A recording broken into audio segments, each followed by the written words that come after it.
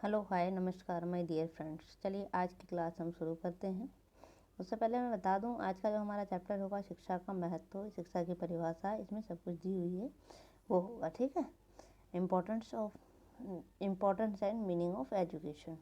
तो हम पढ़ेंगे कि एजुकेशन की क्या इंपॉर्टेंस है हमारे लाइफ में और मीनिंग क्या है। उससे पहले मैं कुछ कहना चाहूँगी, आप वीडियो को पूरी देखें जिससे आपको कंप्लीट समझ में आए, एंड कोशिश करें कि ज़्यादा से ज़्यादा लाइक करें वीडियो को अगर आपको पसंद आ रही है, और अपना फीडबैक भी इस वीडियो के नीचे अपने कमेंट में लिखें। अगर आपको कोई भी ऐसा टॉपिक चाहिए जो कि जिसकी वीडियो चाहिए आपको या जिसके नोट्स चाहिए आपको, तो वो अपने इस वीडियो के कमेंट में ज़रूर लिखें और अपना नाम लिख के एक बार बताएं कि कौन कौन इस वीडियो को देख रहा है, ताकि मुझे भी पता चले कि कितने बच्चे हैं जो कंटिन्यू इस प्रिपरेशन को करना चाहते हैं। इससे मेरे को मोटिवेशन मिलेगा, जिससे मैं मोटिवेट होंगी और आगे और अच्छा वर्क करने की कोशिश करूँगी। ओके, धन्यवाद।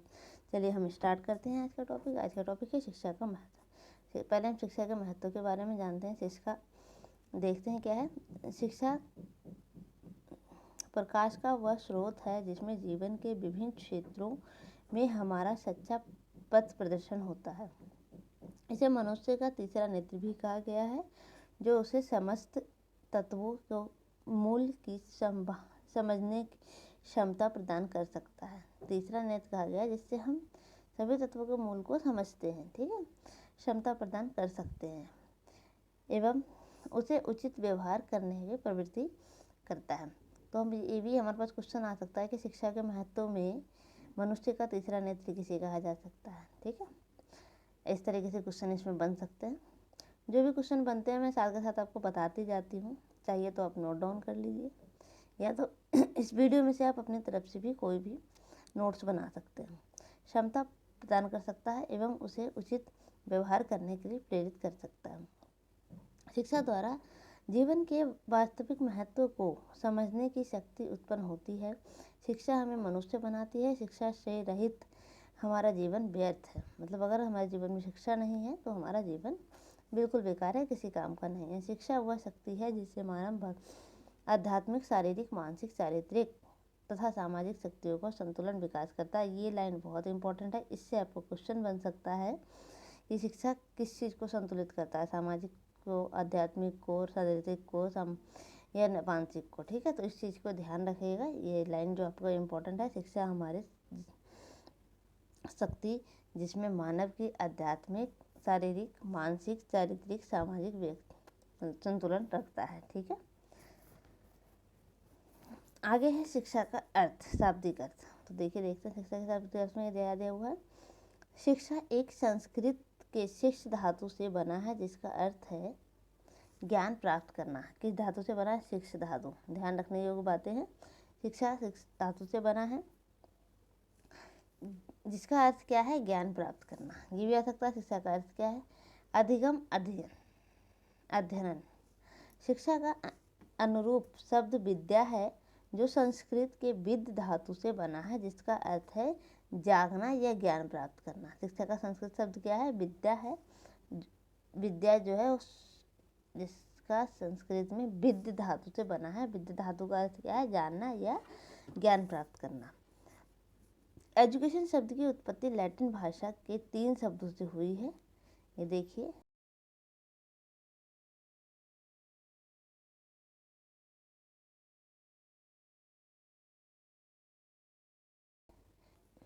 एजुकेटम जिसका अर्थ है एक्ट, टीचिंग और ट्रेनिंग। एडुकेयर जिसका अर्थ है to educate, to bring up, raise. ठीक है, एजुक्रिएट इसका अर्थ है to bring forth, to lead out. उपरोक्त के आधार पर यह कहा जा सकता है कि एजुकेशन शब्द का अर्थ द एक्ट ऑफ टीचिंग, शिक्षण, the act of bring up, संवर्धन, the act of lead out, पथ प्रदर्शन है। ठीक है, क्या क्या है? शिक्षण है, संवर्धन है, पथ प्रदर्शन है। इसमें पूछ सकता है कि शिक्षा के जैसे 3 ऑप्शन, आपके 4 ऑप्शन दे दिए, उसमें से एक ऑप्शन अलग दे रखा है, 3 ये दे रखा है, शिक्षा के कौन से 3 पथ प्रदर्शक है। ठीक, अतः शिक्षा का अर्थ है शिक्षण।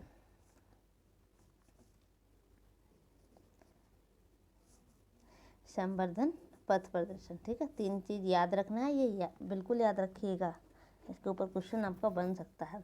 शिक्षा के विभिन्न अर्थ है। मानवीय जीवन में विभिन्न लक्ष्य हैं। इन लक्ष्यों को प्राप्त करने के लिए शिक्षा एक महत्वपूर्ण साधन है।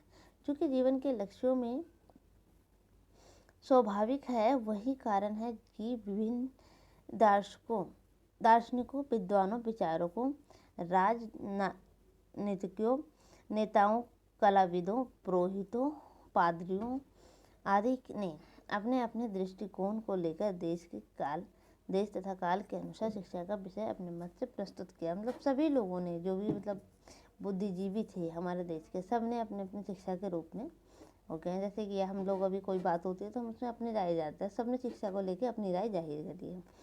शिक्षा की परिभाषा को 4 भागों में बांटा गया है। कैसे 4 भागों में? शिक्षा आध्यात्मिक प्रक्रिया के रूप में, जन्मजात शक्तियों के रूप में, शिक्षा वातावरण समाज से अनुकूल करने की प्रक्रिया के रूप में, और शिक्षा व्यक्ति तथा समाज दोनों के विकास की प्रक्रिया के रूप में। शिक्षा के 4 भागों में 4 भाग कौन से हैं?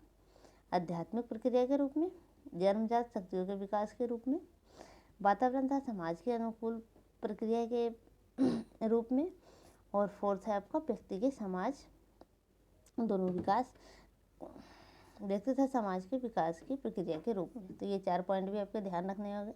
आप चाहें तो इसमें से नोट्स भी प्रिपेयर कर सकते हैं अपने अलग से, और नहीं तो ये जो पिक्स है वो मैं आपको व्हाट्सएप ग्रुप जो हमने बना रखा है उस पर शेयर कर दूँगी वीडियो के साथ ही। शिक्षा आध्यात्मिक प्रक्रिया के रूप में कैसे है, ये देखिए। निम्नलिखित परिभाषाओं से उन रचना विद्वानों ने किया जिन्हें शिक्षा का आध्यात्मिक प्रक्रिया है। अब ये जो है परिभाषा किसकी है? जिन्होंने आध्यात्मिक वो दिया है इसका, 1 मिनट सॉरी, अध्यात्म के रूप में जो शिक्षा का दिया है परिभाषा, उसमें कौन कौन से हैं? अरस्तु, श्री अरविंद घोष, फ्रोवेल, गांधी जी। ये चारों कौन से हैं? आध्यात्मिक रूप में है। शिक्षा मनुष्य की शक्ति तथा विशेष रूप से मानसिक शक्ति का विकास करती है, जिससे कि वह परम सत्य, शिव और सुंदरम का चिंतन करने योग्य बन सके। एक चीज़ ध्यान रखिए, अगर हो सके तो राइटर की डेफिनेशंस भी याद कर लीजिए, क्योंकि इसके ऊपर भी क्वेश्चंस आ जाते हैं। अरस्तु, फ्रोवेल, गांधी जी ये इम्पोर्टेंट राइटर है, तो इनका अरविंद घोष इतना इम्पोर्टेंट नहीं है, लेकिन ये 3 जो है वो इम्पोर्टेंट है, तो इनकी याद रखिए तो ज़्यादा बेटर है। अरविंद घोष का क्या है, का कथन है कि अंतर्निहित ज्योति की उपलब्धि के लिए शिक्षा विकासशील आत्मा की प्रेरणादायी शक्ति है। फ्रोवेल ने क्या कहा है, बालक दैवी और मानवीय दोनों होते हैं और शिक्षा अपना उद्देश्य पूरा नहीं करती जब तक कि वह बालक के दैवी तत्व का विकास नहीं करती। गांधी जी क्या कहते हैं, शिक्षा के मेरे अभिप्राय बालक और मनुष्य के शरीर, मन तथा उसकी आत्मा के सर्वोच्च गुणों को व्यक्त करना है। साक्षरता तो शिक्षा की अंतिम व्यवस्था है और उन प्रारंभिक ही, यह तो पुरुष और स्त्री की शिक्षित करने का केवल एक साधन है। ठीक है, तो जो मेन है वो करा देते हैं इसमें से। नेक्स्ट प्लेटो भी इम्पोर्टेंट है। प्लेटो की शिक्षा क्या है, शिक्षा बालक के शरीर तथा आत्मा में उन सब सौंदर्य तथा पूर्णता को विकसित करता है जिसके वह योग्य है। नेक्स्ट है आपका इम्पोर्टेंट है, वैसे आप सारा देख लीजिएगा, बाकी इम्पोर्टेंट मैं बता देती हूँ। टैगोर की परिभाषा इम्पोर्टेंट है, शिक्षा का अर्थ मस्तिष्क को इस योग्य बनाना है कि वह सत्य को खोज कर सके तथा अपना बनाते हुए उसको व्यक्त कर सके। और इसमें से कुछ खास नहीं है, बाकी एक बार आप पढ़ लेना जिससे आपके माइंड में रहे। नेक्स्ट, जन्मजात शक्तियों का विकास के रूप में। तो इसमें भी सारी डेफिनेशन है, लेकिन इसमें डेफिनेशन कुछ खास नहीं है, तो आगे हम नेक्स्ट करेंगे। ठीक है, अगला हम करेंगे वर्तमान में शिक्षा का उपयुक्त परिभाषा क्या है। वर्तमान स्थिति में शिक्षा का, तो इसमें राधा कृष्णन द्वारा दिए गए परिभाषा है। हम डॉक्टर राधा कृष्णन द्वारा दी गई परिभाषाओं को जब उपयुक्त मानते हैं, क्योंकि इसमें शिक्षा के प्रति संतुलित दृष्टिकोण को अपनाया गया है और यह परिभाषा मनुष्य और समाज दोनों के निर्माण पर पर्याप्त बल देती है। शिक्षा व्यक्ति तथा समाज के विकास के लिए अत्यंत आवश्यक है कि मानव जीवन एवं सुसंस्कृति बना। तो किससे हम लेते हैं, राधा कृष्ण लेते हैं, परिभाषा का लेते हैं। तो देखिए इसमें दो प्रकार के दे रखे हैं। राधा कृष्ण ने दो प्रकार की शिक्षा दी है, एक व्यापक और एक संकुचित शिक्षा। व्यापक में है शिक्षा का व्यापक अर्थ, शिक्षा के व्यापक अर्थ के अनुसार वह समस्त संचार शिक्षा क्षेत्र में और प्रत्येक व्यक्ति, बाल, युवा, वृद्धा, स्त्री, पुरुष सभी शिक्षार्थी हैं। वे सब जीवन पर्यंत कुछ न कुछ सीखते हैं, अतः व्यक्ति का सारा जीवन उसका शिक्षा काल है। साथ ही प्रत्येक व्यक्ति जहाँ स्वयं एक दूसरे से कुछ सीखते हैं, वहाँ दूसरों को भी कुछ न कुछ शिक्षा देते हैं। जीवन की छोटी छोटी घटनाएं भी हमको शिक्षा देती हैं। इसी प्रकार शिक्षा प्राप्त करने के तथा प्रदान करने का कोई निश्चित स्थान नहीं होता। शिक्षा व्यापक अर्थ घर, बाजार, स्कूल तथा खेल कूद के मैदान आदि समस्त स्थानों पर प्राप्त होती रहती है। जड़ प्रकृति भी मानव को शिक्षा प्रदान करती है। ठीक है, तो इस चीज़ में आपको यहाँ पे ये ध्यान रखना है कि शिक्षा हमें, व्यापक शिक्षा हमें कहाँ कहाँ से मिलती है।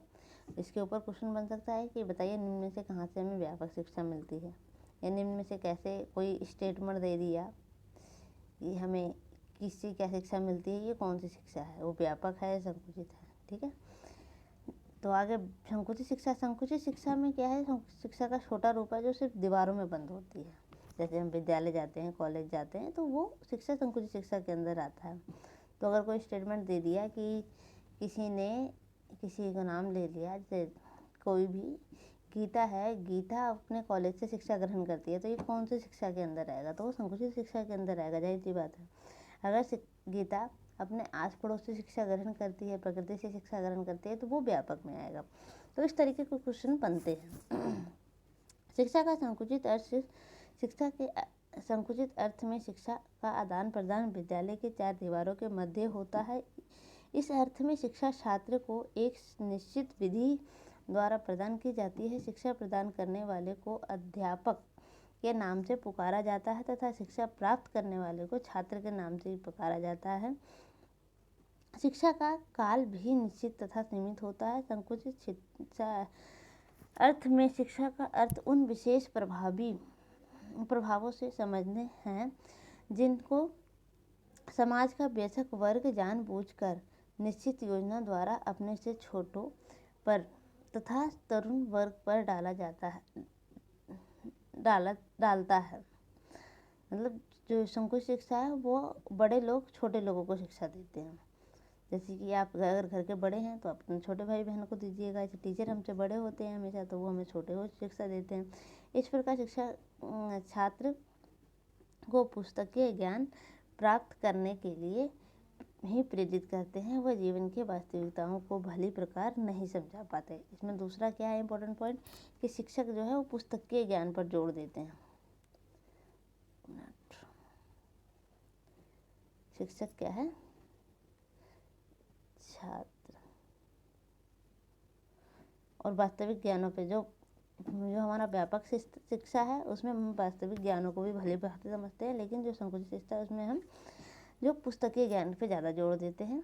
इसमें जो संकुचित शिक्षा है उसमें एक शिक्षक होता है और एक शिक्षार्थी होता है। लेकिन जो व्यापक शिक्षा है उसमें कोई भी शिक्षक हो सकता है और कोई भी शिक्षार्थी हो चुका है, कोई छोटा बड़ा कुछ नहीं है, वो कहीं से भी शिक्षा मिल सकती है, या तो बिना शिक्षक के भी शिक्षार्थी हो सकता है। तो इस तरीके से इन दोनों के में भी बहुत सारे क्वेश्चन बनते हैं, तो इन दोनों को अच्छी तरह समझिएगा।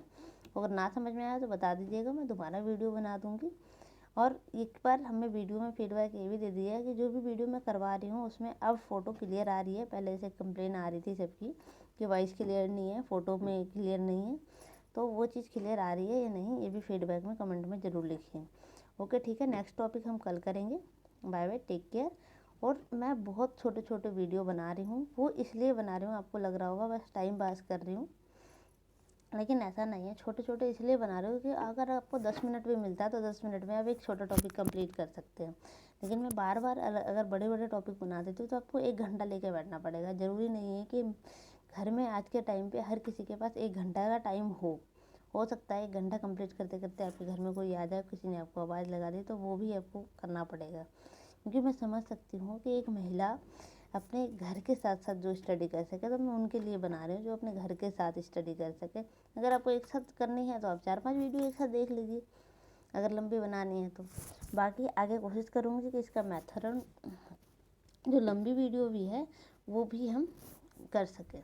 तो ठीक है, अभी हम छोटी छोटी वीडियो में ही कंप्लीट करेंगे। Okay, bye bye. और वीडियो को लाइक ज़रूर करें, अगर अच्छा लगा हो तो कमेंट करें, अगर न्यू है तो चैनल को सब्सक्राइब करें।